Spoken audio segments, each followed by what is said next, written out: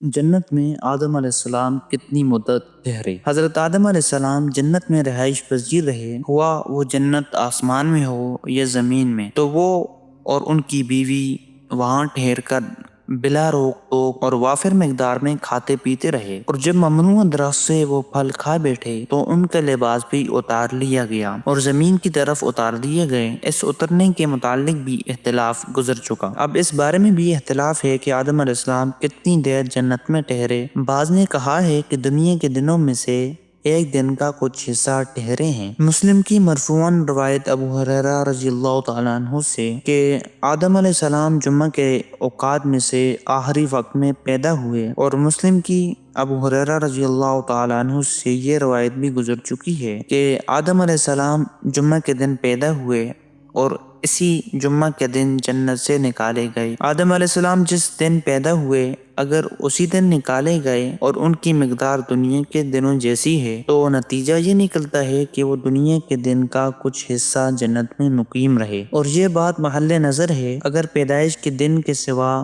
کسی اور دن نکالے گئے یا ان 6 دنوں کی مقدار دنیا کے 6000 سال جتنی ہے، جیسے کہ حضرت ابن عباس رضی اللہ تعالی عنہم، مجاہد، ضحاک رحمۃ اللہ علیہ کا نظریہ ہے، اور ابن جریر کی پسندیدہ رائے بھی یہی ہے، تو اس کا حاصل یہ ہے کہ وہ ایک لمبا عرصہ جنت میں مقیم رہے۔ ابن جریر رضی اللہ تعالیٰ عنہ نے کہا کہ آدم کا جمعہ کے دن اس کی آخر گھڑی میں پیدا ہونے کا معروف و معلوم ہے، اور اس کی ایک گھڑی کی مقدار 80 سال 4 ماہ بنتی ہے۔ اس لحاظ سے روح پھونکے جانے سے پہلے مٹی کی صورت میں 40 سال رہے اور 43 برس 4 ماہ جنت میں مقیم رہے، اس کے بعد زمین کی طرف اتارے گئے۔ حضرت عطا بن ابی رباح سے مروی ہے کہ جب آدم علیہ السلام زمین پر اتارے گئے تو ان کے پاؤں زمین پر اور سر آسمان میں تھا، پھر اللہ نے ان کا قد کم کر کے 60 ہاتھ کر دیا تھا۔ حضرت ابن عباس رضی اللہ تعالیٰ عنہ سے بھی اسی طرح مروی ہے، لیکن یہ بات محل نظر ہے اور ٹھیک معلوم نہیں ہوتی، کیونکہ بخاری اور مسلم کی ابو ہریرہ رضی اللہ تعالیٰ عنہ سے مروی روایت ہے کہ رسول اللہ صلی اللہ علیہ وآلہ وسلم نے فرمایا کہ آدم علیہ السلام کا قد 60 ہاتھ تھا۔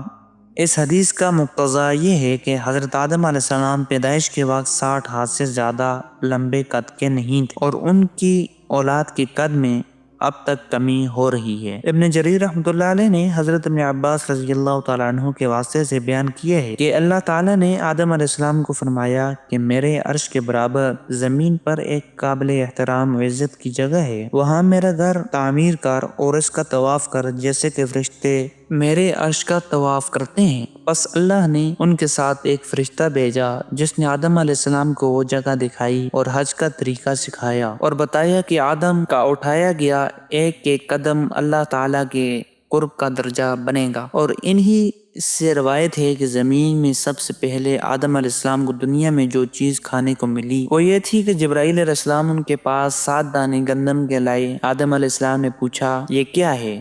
جبرائیل نے کہا کہ یہ اس درخت میں سے ہے جس کو کھانے سے آپ کو روکا گیا تھا۔ آدم علیہ السلام نے پوچھا اب اس کو کیا کرنا ہے؟ جبرائیل نے فرمایا کہ اس کو کاشت کرنا ہے۔ آدم علیہ السلام نے اس کو کاشت کیا تو ہر دانہ 1 لاکھ کی مقدار سے زیادہ تھا، بس وہ اگا، پھر بڑھا، پھر انہوں نے اس کو کاٹا اور گاہا، پھر اس کو کواڑ کے آلے سے بھوسے کو الگ کیا اور اس کو پیسا، پھر آٹا گوندا اور روٹی پکائی۔ اتنی تھکن، محنت و مشقت کے بعد کھانا کھایا۔ پھر اللہ تعالیٰ کا یہ فرمان اسی مفہوم کو ادا کرتا ہے، تو یہ کہیں تم دونوں کو جنت سے نکلوا نہ دے، پھر تم تکلیف میں پڑ جاؤ گے۔ حضرت آدم علیہ السلام اور حوا علیہ السلام نے سب سے پہلے بھیڑ کی اون کا لباس زیب تن کیا، پہلے اون کو کاتا پھر اس کو بنا۔ آدم علیہ السلام نے اپنے لیے ایک جبہ تیار کیا اور حضرت حوا کے لیے ایک قمیص اور اوڑھنی تیار کی۔ اولاد جنت میں ہوئی یا زمین پر؟ علماء کے اس بارے میں اختلاف ہے کہ آیا جنت میں حضرت آدم علیہ السلام اور حوا علیہ السلام کے ہاں اولاد ہوئی یا نہیں۔ ایک قول یہ ہے کہ ان کے ہاں اولاد صرف زمین میں پیدا ہوئی، اور ایک قول یہ ہے کہ قابیل اور اس کی بہن جنت میں پیدا ہوئے، اور ذکر کیا گیا ہے ان کے ہاں ہر دفعہ لڑکا اور لڑکی پیدا ہوتے تھے، اور حکم یہ تھا کہ ایک جوڑے کی لڑکی کی شادی دوسرے جوڑے کے لڑکے سے کر دی جائے اور دوسرے جوڑے کی لڑکی کی شادی پہلے جوڑے کے لڑکے سے کر دی جائے۔ یہ سلسلہ کافی مدت چلتا رہا اور ایک وقت میں پیدا ہونے والے لڑکے اور لڑکی کی شادی باہمی طور پر جائز نہ تھی۔